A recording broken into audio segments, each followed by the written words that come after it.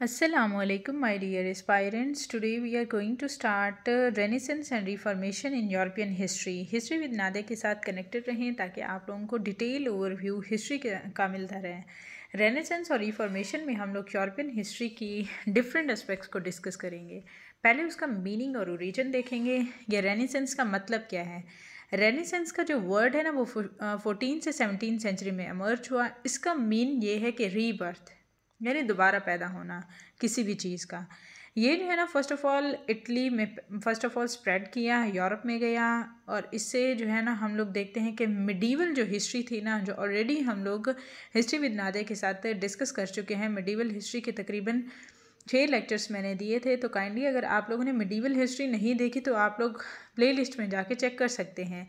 हम लोगों ने देखा कि मिडीवल से हम लोग फिर यूरोपियन थिंकर्स की तरफ गए।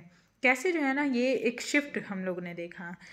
इसमें हम लोग रेनेसेंस का भी शिफ्ट देखेंगे, यानी फिर रीबर्थ कैसे होती है, यानी तरक्की कैसे होती है, टेक्नोलॉजी कैसे आती हैं, रेवोल्यूशंस कैसे आते हैं, ये वन बाय वन हम लोग डिस्कस करते जाते हैं। इसमें जो रेनेसेंस का दौर है ना, इसमें मेन एम्फसाइज ह्यूमनिज़म का था, आर्ट का था, साइंस का था, फ्लोरेंस का साइंस का था। और ये कहाँ पे प्रिवेल हुआ? फ्लोरेंस में, वेनाइस में, रोम में। और यही जो है ना हम लोग देखते हैं कि फ्लोरेंस, वेनाइस और रोम जो है ना कल्चरल सेंटर्स बन गए थे। इसमें हम लोग देखते हैं कि रेनेसेंस के कॉजेज़ क्या क्या थे। इसमें आप लोग बताएंगे कि 1453 में कॉन्स्टेंटिनोपल जो है ना वो फॉल हो गया था। ग्रीक लर्निंग स्टार्ट हो गई थी इटली के अंदर। और हम लोगों ने देखा कि कैसे जो है ना इकोनॉमिक प्रॉस्पेरिटी आ गई थी, सिटी स्टेट्स बनना शुरू हो गई थी, आर्ट्स और एजुकेशन के ऊपर काम होना शुरू हो गया था। और इसमें लोग फंड भी देते थे। प्रिंटिंग प्रेस 1440 में आ चुका था। इसमें नॉलेज को स्प्रेड होना स्टार्ट हो गया था। प्रिंटिंग प्रेस के थ्रू बहुत ज़्यादा फिर बुक्स छपना शुरू हो गई। इससे नॉलेज मज़ीद फैला। ह्यूमनिज़म का कॉन्सेप्ट आया। इसमें हम लोग देखते हैं कि फ्यूडलिज़म फिर डिक्लाइन कर जाता है।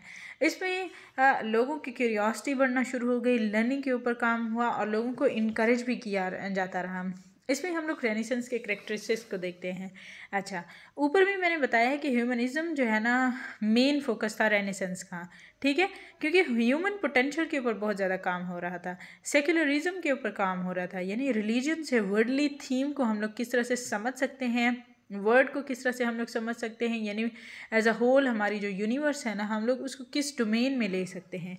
साइंटिफिक स्पिरिट्स जो है ना फिर बढ़ना स्टार्ट हो गई, ऑब्जर्वेशंस आना शुरू हो गई, एक्सपेरिमेंटेशन आना शुरू हो गई, रियलिस्टिक अप्रोच हो गई लोगों की। और इसमें हम लोगों ने देखा कि लिटरेचर वर्नाक्यूलरली फिर बहुत ज़्यादा स्प्रेड होने लगा, यानी लोगों ने लिटरेचर को समझना शुरू कर दिया। उसके बाद हम लोग देखते हैं कि मेजर फिगर्स कौन कौन सी थी रेनेसेंस के दौर की। लियोनार्डो विंची, मोनालिसा और लास्ट सुपर था। इसमें मिशेलेंगेलो भी सबसे अहम फिगर थे। इसमें डेविड और सिस्टीन चैपल आते हैं। इसमें राफेल आते हैं, जिसमें स्कूल्स ऑफ एथेंस, जिसमें हम लोग देखते हैं कि अगर किसी बच्चे की पॉलिटिकल साइंस है तो उसमें आप लोगों ने पढ़ा होगा जे थॉमसन, रोसो और उसके अलावा मैकियावेली, प्लेटो, एरिस्टोटल, ठीक है। उसमें हम लोग देखते हैं कि स्कूल ऑफ एथेंस उन्हीं को कहते हैं। मैकियावेली उन्होंने एक प्रिंस की बुक लिखी थी। शेक्सपियर आते हैं, उन्होंने इंग्लिश ड्रामा के ऊपर वर्क किया। गलीलियो आते हैं जिन्होंने दुनिया को साइंस से मुतारिफ करवाया, और वो साइंस भी मॉडर्न साइंस थी, ठीक है, और ये उनके पायनियर माने जाते हैं। इसमें हम लोग रेनेसेंस के इम्पैक्ट देते हैं एज अ होल वर्ल्ड के ऊपर। इसमें हम लोग देखते हैं कि साइंस मॉडर्न शक्ल में हमारे सामने एमर्ज हुई, लिटरेचर का राइज हुआ और इसने चर्च की अथॉरिटी को बहुत ज़्यादा वीकन कर दिया। मॉडर्न एजुकेशन की फाउंडेशन इसी दौर ने रखी और डिस्कवरी की एज भी इसी दौर में स्टार्ट हो गई। अब हम लोग देखते हैं कि रिफॉर्मेशन का क्या कॉन्सेप्ट है, मीनिंग क्या है और उसके कॉजेज़ क्या हैं। रिफॉर्मेशन कब स्टार्ट होती है? 16th सेंचुरी में। इसमें हम लोग देखते हैं कि रिलीजियस रेवोल्यूशन आया, चर्च की करप्शन को ख़त्म करने के लिए रिलीजियस रेवोल्यूशन आया, ठीक है। इसके कॉजेज़ अगर मैं देखूं तो उसमें हम लोग देखते हैं कि क्लर्जी यानी जो वडेरे थे ना, एक वडेरे लाइक कॉन्सेप्ट था ना, वो ख़त्म हो गया। मॉरल डिक्लाइन शुरू हो गया। रेनेसेंस ह्यूमनिज़म के ऊपर काम करता था। प्रिंटिंग प्रेस राइज हो गई। पॉलिटिकल और इकोनॉमिक रेजिस्टेंस जो है ना वो उनकी जो चर्च की अथॉरिटी थी ना उसको कंट्रोल कर रही थी।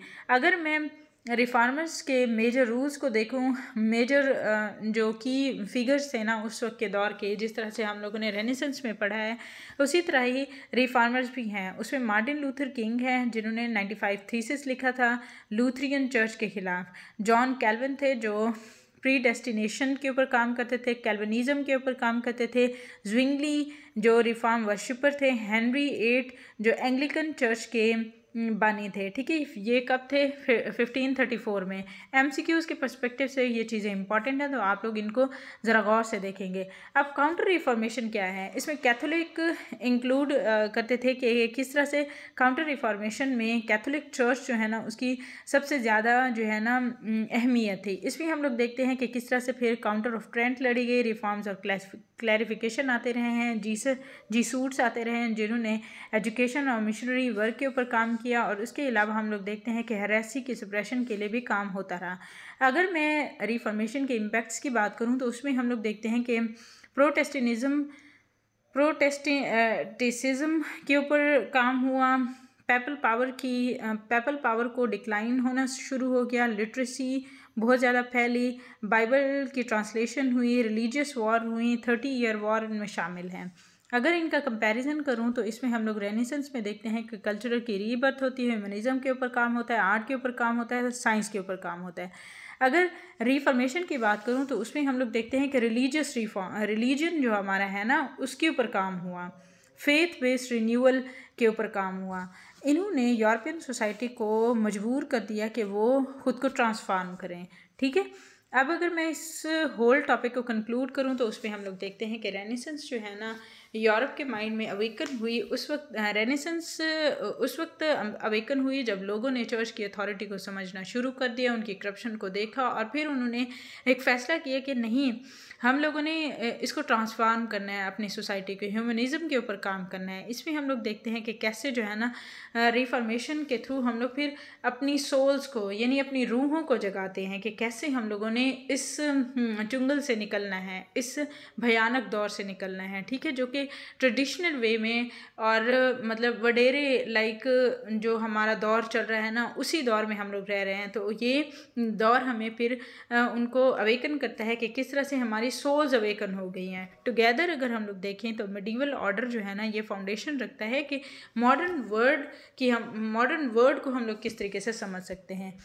ये तो था हमारा आज का लेक्चर जिसमें हम लोगों ने इन डिटेल देखा कि कैसे जो है ना यूरोपियन हिस्ट्री में जो है ना रेनेसेंस और रिफॉर्मेशन हुई है। हिस्ट्री विद नादिया के साथ कनेक्टेड रहें।